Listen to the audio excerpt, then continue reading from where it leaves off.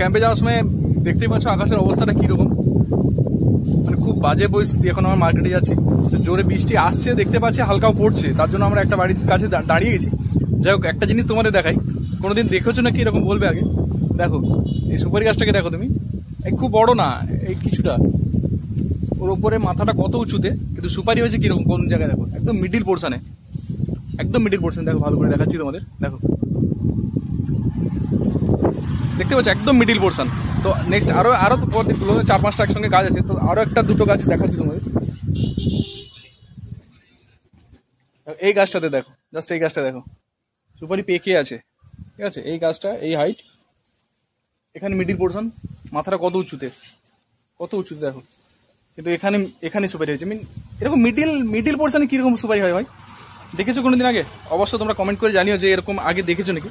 তো আমি কিন্তু এরকম দেখিনি, আমাদের বাড়িতে এরকম হিউজ গাছ আছে, বাট আমি এরকম দেখিনি যে এরকম মিডিল পোর্শনে কোনদিন সুপারি হয়। না, এই প্রথম দেখলাম গাছে এরকম মধ্যিখানে সুপারি হয়েছে।